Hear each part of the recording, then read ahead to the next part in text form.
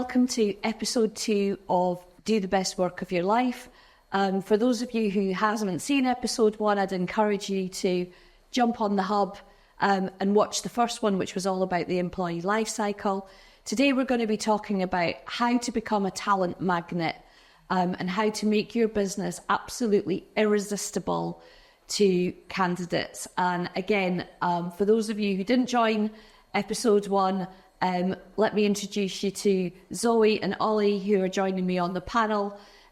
They will be with us for the entire series, which will span the entire employee life cycle over a period of 10 months, with a new episode dropping every month. So Zoe, hi, lovely to see you again. Hello. Do you want to do a quick intro? Yeah, hi, I'm Zoe Wilson. I'm founder and director of Rethink HR. We help businesses of all sorts, different sectors, different sizes, to select the right HR technology and to implement it, maximising their return on investment, making sure that the config is exactly what they need at the end.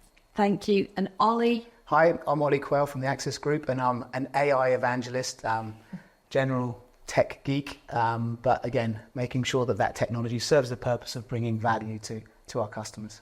And for those of you that don't know the Access Group, we're one of the largest business software providers in the UK. We're here to represent the People Division, and the series that you're watching is all about us trying to help HR and learning and development leaders understand the role of technology and how we can help you get back to doing what you love and doing the best work of your life. So let's get into it. So this episode's all about talent attraction, and making your business irresistible to candidates. And there's so much we can talk about, so we're going to try and put a little bit of structure. So let's talk about the kind of macro view right now. So 2 years ago, we were talking about the war on talent. There's no war anymore. Things have changed. So Zoe, what are you seeing with the clients that you work with? There's no shortage of candidates right now, is there? No, but dealing with the volume can be quite a challenge as well. It's flipped. Yeah, and obviously there's real differences when you're talking about different sectors as well.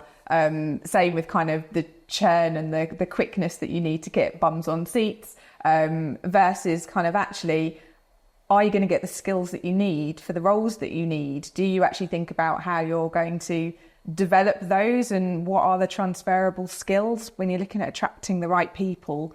You're looking at a broader pool, I think. So there's more candidates, potentially shortages in specialist skill sets. Yeah, especially there's new types of roles, things to do with AI, things to do with green roles, environmental roles.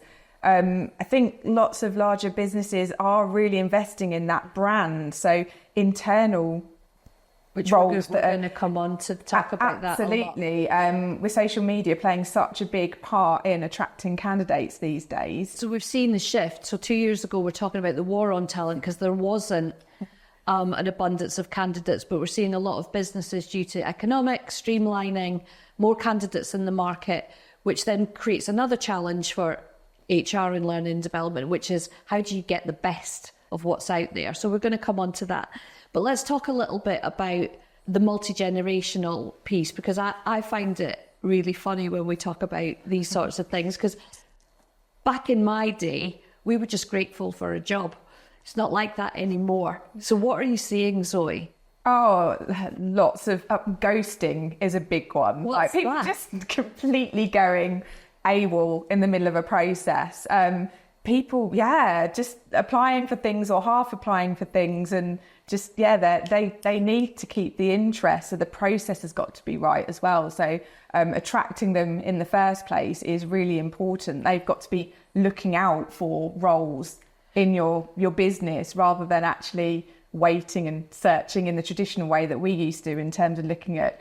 But what are they looking for? Because I've got 2 sons who are coming out of university looking for jobs, and they're really choosy about who they're applying to. They're not just broad brush applying for everything. Like in my day, we were just like, okay, I've got a job, great, done. They're looking for culture, fit, brand, value alignment, talking about green, DEI, all sorts of stuff. Yeah, absolutely. There's lots of statistics out there saying that candidates are really researching businesses before they even go on into talent pools and things like that. They want to know what the culture's like. They want to know what their employees think of working there. They want to know what their green policies are. They want to, they really need to know what it's like to work there. So it's a lot more like matchmaking, isn't it? Whereas back in the day, it was different. We didn't really think about things like that. But the younger generation are really hot on that value alignment. Does this organisation fit what I'm looking for? Yeah. And the tech's got to play a big part in that. Yeah, the tools that people are needing to use to try and attract people in multi-generations now as well. There will be people that want to read a lot of detail, will sit and look at a job description and a website and want to go quite a traditional route. There'll be other people that you need to grab them with a quick, snappy video or some comments that your internal employees are having on social media. And that's really authentic, that's really trusted. And people want to feel like, ooh, I want to work with them. Or did you hear about them? Like, have that conversation and be excited by it. So let's talk about what our viewers, hopefully the people watching us, need to be thinking about from that outward-facing perspective. So we've talked about an abundance of candidates. They're being much more deliberate in their decision-making about who they apply for.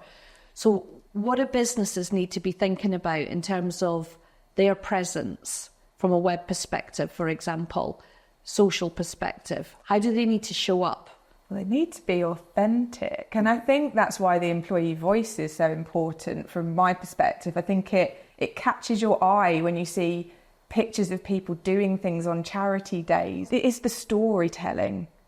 It's pictures, but it's also, if you get your employees being fans, they're the ones that are helping attract the next tranche of people in. And they can speak to all different generations if you're lucky enough to have multi-generational workforce, which brings its own challenges. But they can help you attract and keep that coming in. And I think you can tell if it's authentic, and people will take note of things more when it's from an employee on a social media platform, usually, than the marketing teams that spend lots of money putting out campaigns and things. Obviously, you need a bit of both. But I think that needs to form part of your strategy. And if you don't have an attraction strategy, then I think it can feel a bit all over the place and scattered.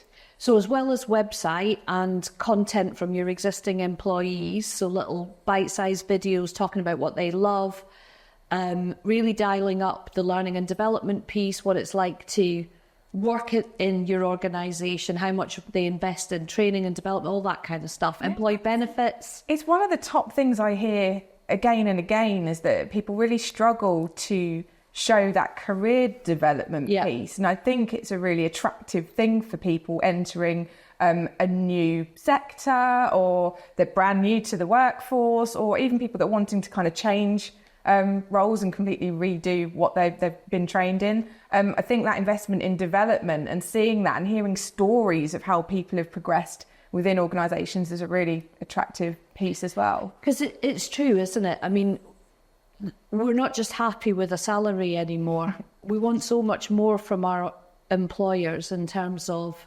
investment in me as a professional, employee benefits that make my work-life balance easier. The flexibility. Exactly. I mean, there's so many stats out there also saying people would take less money over the flexibility. And actually, if you've got really good family-friendly benefits as well, people care a lot more about that balance between work and home, and does the company do that well? Are they going to look after me? Which is all well and good if you're a larger business and you can afford to invest in those sorts of things. But what about smaller businesses? What should they be thinking about from being a talent magnet? I'm a very small business, you are. And I like the fact that our team do engage on LinkedIn and share things, and we don't have to ask them to do that. It's really powerful. So they're doing it naturally because they want to. Absolutely, they're proud of what they do, and obviously you've got to be careful about not saying too much on social media if you're working with clients and doing things that are confidential. But I think it is empowering people to say, actually, you're really helping the business and helping to attract a really diverse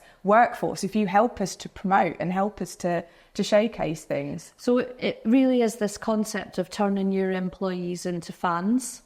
It's net promoter, isn't it? Absolutely, yeah. If they're promoting you, it's the same as your customers. If your customers are promoting you, it leads to business growth. If your employees are promoting you as a business, it leads to more talent and being more attractive as an organisation. But let's talk about technology, because ultimately that's what we want to try and help HR and L&D leaders understand, the role of technology in this. So, Ollie, I'm going to come to you now. So we've talked about some of the trends. We've talked about, you know, the multi-generational piece. We've talked about culture, the importance of brand. What role does technology play in this? Yeah, and so I think we started to cover it on that life cycle, right? If you have a good tech solution that is end-to-end, that is that unified view, the things that you're doing internally that are working to retain your talent, you know, the engagement platforms, your benefits, your learning, all of those, anything that you've got that is retaining people, you can easily use that at the front end of the process to attract. And I mean, we talked about being authentic. You know, why not publish your internal mobility rates as part of your attraction process? And by having it all on a single platform, all of the things that you're learning through the employee life cycle are helping you source better candidates, get the right information, understand what really grabs them, because you can get some out of the box analytics, can really look at you know the peaks and troughs of engagement across your company, reuse some of that at the front end. And if you're using an engagement platform, that's encouraging people to be your biggest advocates, right?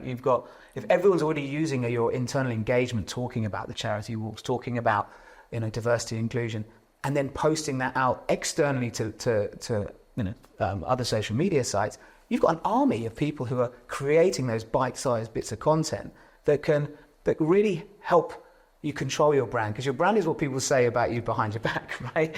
But this really does help, you know, make sure that, you know, you're representing yourself authentically externally by looking at what you're doing internally. I think it validates, doesn't it? It means it's joined up and it validates. Yeah, and then the other thing, I think you mentioned it really, it's the volume now that you're having to deal with. Multi-generational, multi-different contents, multi-different approaches to attracting. To stay on top of that, on top of the day job, it's pretty immense. And AI is great at helping you scale things out. Make sure that you're constantly keeping in contact with those candidates, making sure that they're regular touch points. You don't have enough hours in a day to be doing that yourself. No, absolutely. And it actually, honestly, is one area of HR that I never went into, was recruitment or talent acquisition.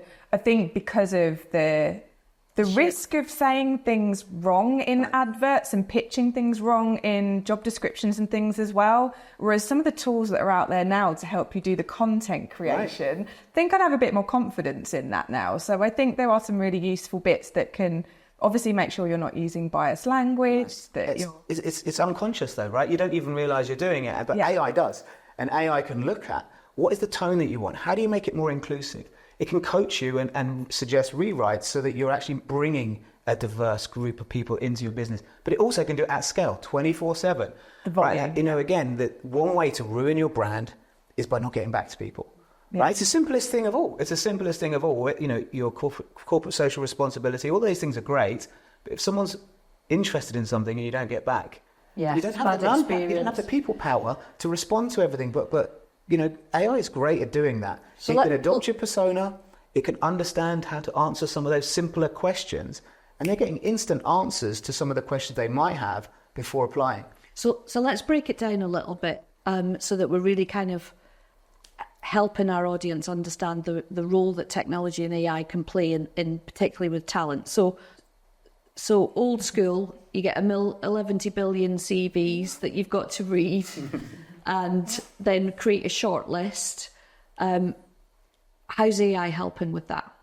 Well, it's great at pattern recognition, really great at doing things at scale. So you program it to look for certain things? I think it's simpler than that, right? I think the days of programming are really over now, and that's great news because nobody wants to be a programmer, except for programmers, obviously. But in HR, you shouldn't have to be that. What you should say is, this is what I want. And the AI can just go away and say, here are the things that look like that. And it could have looked at 300 CVs in literally a split second. Getting rid of the candidates that aren't going to fit the bill, creating that shortlist so it can help with the volume, the screening piece. Okay. It gives you broader reach, right? Because you can analyse more CVs, so you're more likely to get a better candidates that you might not have got round to because you ran out of time. Yeah, right? But also the quality of the response as well. I think we're all used to either not hearing anything at all from businesses, Yeah. or How many times? getting a one-liner. We've had a lot of applications. Sorry, you weren't successful this time. When you can start seeing AI developing the responses, and maybe we're not quite there yet in the mid-market, but I know there's software out there that does it. I think knowing why my application wasn't successful and what I might need to work on to be successful adds that real kind of powerful piece. It's interesting you say that, because my son's just finished university and he's applying for engineering jobs. And he's saying, Mum, there's no shortages of jobs, but I just keep getting rejections. But he doesn't know why. Exactly. He has no idea why or what he needs to improve on in his CV in order to, improve his chances. So that would be amazing. And that must be coming if it's not there already. It's about hyper-personalisation, and it can do, because AI can do things at scale, but it can keep to your brand, your tone, it can keep to that stuff. But it enhances your brand if you're telling person A, sorry you didn't make it this time because of X, Y, and Z. That enhances your brand because you care enough to tell. So even though you've had they'll apply for another job. Exactly. They'll apply for another job with you, or their friend will apply for a job, and they'll say, "These people get back to you," and that is the personal touch. Get back to me. And Ollie, how good is AI at potentially identifying that candidate was not suitable for this role, but potentially recommending you for another role? Can it do that? Yeah, ultimately the power of AI is exactly these types of things. The challenge with that comes with, where is it getting that data from? Right. Because it's only allowed to see the data that you let it see. Yeah, GDPR. Right? Yeah, there's a lot of stuff definitely. that you have to make sure is locked down, and that's why, again, having a unified platform, thinking about holistically, understanding roles and permissions, understanding what you can and can't share, and having that embedded makes that process easier. So again, by treating it holistically and having those roles, permissions, GDPR, personally private, all the things you must have, that's how you can leverage that information, leverage that data, and enhance your attraction process by making sure you have that talent pool that they go back into. And again, we can nurture them through that process. Again, regular touch points without there having to be a human behind every single interaction. So what would that look like? So I'm a candidate, I've applied for a role. What does that experience look like with AI involvement? Because traditionally, you'd apply for a role, you wait for an email, that might take weeks, you might never get a response. Yeah. What does it look like now? Because Ollie, we've talked about that 24/7 engagement. What is customer service level of responses? Absolutely, 24/7 on a mobile, different platforms. So what are we talking, chatbots? What are we? Well, so that's the thing. I mean, there was a thing called the Turing test, which is, do you know you're speaking to a robot? Right? Can you tell it's not a human? Yeah. And we're kind of very, very, very close to that, to the point where actually a lot of people who want customer service actually prefer speaking to an AI because it's consistent. There's no sarcasm. There's no bad days. There's no delay. There's a lot of stuff that's really good at doing, and that's at scale. So depending on your preferred communication methods, AI can take the right tone, make sure that it's representing your brand, but most importantly, give timely feedback through whichever channel, whether it's an email, whether it's a chat through the site, however you want to do it. It can be the engine that drives the responses at scale, because those regular touch points are those micro moments that determine how much that individual will rate your company. They have friends and they have followers, they have people that they can, and that again, you then really push your brand out by making sure that you are timely and caring about that individual's career. And in our next episode 3, we're going to focus very much on recruitment and the process. So I hope everybody signs up for that little plug. But what I'm hearing from you guys is almost to the point of being overwhelming for the talent acquisition teams and the people who are responsible for recruitment.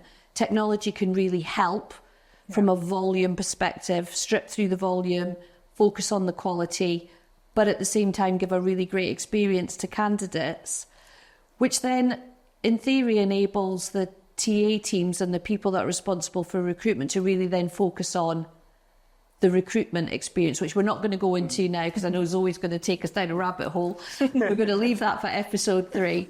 But basically, in a nutshell, that's what we're talking about, right? Yeah, absolutely. And people are interested and looking at lots of different companies. So you've got to grab them and keep their attention. And that gets harder and harder, I think, with some generations, as you mentioned earlier.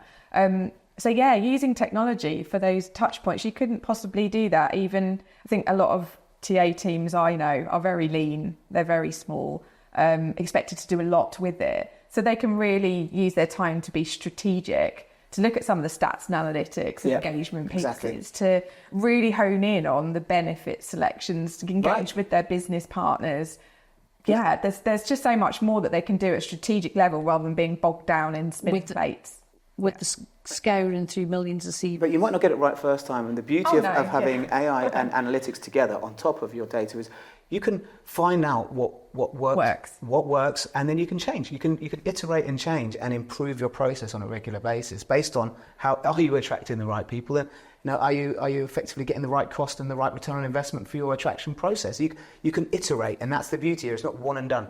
No, absolutely. And people will have different appetites for using AI and technology. It's got to be right for you. It's got to be part of your strategy. You've got to try it out and see what works and what doesn't. Coming back to what does the perfect technology stack look like? Because we're talking to, hopefully, the people that join our series and follow us on this journey are small businesses as well as larger businesses. So we may have businesses who just have a basic HR and payroll solution. So I'm keen to understand, Ollie, from a talent attraction perspective, how important is learning and development and employee benefit systems and platforms, and what would your advice be to growing businesses? Yeah, so to much smaller businesses, those days it used to be, it was either enterprise that was trying to decomplexify itself for an SMB, or is an SMB product that just simply wasn't rich enough or functional enough and was probably a point solution for a point problem. Now there are definitely, I know solutions that have that unified platform that you can afford to take to the right depth for your organization. You don't have to have every bell and whistle. You don't have to have everything, but just start with the basics across all. And as I said, the reason why is you get the leverage effect. If you are having benefits, and that used to be really difficult for SMBs, right, to have a benefits platform. Now you can get it straight out of the box, and they're really affordable. Affordable, and they can do enough to engage. And again, you start across, because everything that you're doing that you need to retain your talent is also going to be the stuff that you can use to attract. So again, you get the virtuous cycle by starting with the breadth, but not going too deep. You can afford to really leverage at every stage of the process that we're talking about, mainly at the attract. So I think it's suddenly a lot more achievable for smaller businesses to look at how they can attract, look at how they can retain, but have a platform that has benefits, it has learning, it has career development, all in one, without being so complicated that you have to spend months and months implementing it, right? Not the price tag it used to be either. It's not, is it? Because, and that's something that I really want to kind of land, is the days of having that kind of end-to-end solution. So your HR suite, your payroll suite, learning platforms, content, training, employee benefits, that all sounds super expensive, right? Right. So I can understand from a small business perspective like yours, Zoe, you probably wouldn't even go and look at that. But there's so much in the market right now. I mean, we're a provider of all of those things at the Access Group, but our small business is starting to look at those things. They have to, right? They are, and HR systems are popping up all over the place, and they are taking that approach of having everything in one as well. And clients are definitely asking for more and more of that as well when we're doing selection projects. They're looking for something where, they can get all the data from that same place. They can use it to do the attraction and retention, but they can also do everything else. So it's not just for big businesses anymore. We're ticking all the boxes here, aren't we? Particularly from a learning and development perspective, because coming back to that point around the multi-generational workforce, the younger generation are probably a lot less patient than we were around our career progression. and are really looking for them to be invested in. Yeah. From an L&D perspective. Yeah, absolutely. And I think the career progression and the development piece and being able to showcase that at that attraction stage. That you've got the platforms, you've got the technology, you've got the, And the success with internal mobility and some senior people that started as apprentices or started in completely different roles. Showcasing the that. Storytelling is really important and leveraging the technology to do that. But yeah, even the small platforms that we're working with, they have a job site, which never used to be a thing. They didn't even used to have ATSs as part of them. So there are smaller platforms, low cost, that actually are broadening their scope, not just HR. Cool. Okay, so let's do a bit of a recap. So we've talked about changes in the macroeconomics. So candidates, there isn't a shortage of candidates necessarily. But it's more about the war on finding the right talent, attracting that into your business. We've talked about turning your employees into fans, so figuring out through your technology and your AI, what are you doing really well as a business, and then turning that into content that can attract talent in. So really leveraging the power of your employees and their voice. Brand, culture, website, how you show up in the market being super important. Being authentic, so really living and breathing your values as a company, because particularly younger generations are looking for that value alignment. And then the whole AI piece, Ollie, and analytics, really making it much more effective for recruiters and those that are in charge of talent acquisition to get through volume, get to that shortlist so that they can actually focus on the recruitment and onboarding, which we're going to cover in future series. Have we missed anything that you wanted to land? Yeah, just about that the personalisation of the communication to the non-successful people. I think again, that's such a good people point. who were not Not successful, they will be successful at some point, right? They may be successful, might be a different role. And I just think that personalisation, AI can let you have that personalisation. That means that maybe they weren't right this time. Give me that feedback. They become an ambassador. And because it's still a positive experience, despite the fact that it was a no, not for this role. Yeah, they still want to. More importantly, they're not a detractor, which again, people who are detractors can be very vocal. And if you have a brand detractor in the market, that's hard to... Glassdoor. Yeah, that's really hard to rebalance. So I think that's another side of it as well. Cool. So in a nutshell, technology, the role it plays, the unified platform, using AI and analytics to educate our TA teams, our recruiters, in how to show up in the market to get the best talent, but really focus on that candidate experience. That's key, right? Absolutely. So in our next episode, we're going to be talking about recruitment, and thereafter we're going to be talking about what a brilliant onboarding experience looks like. I hope you'll join us for the next one, which will drop next month. Join me and Zoe and Ollie again, and thank you very much for your time.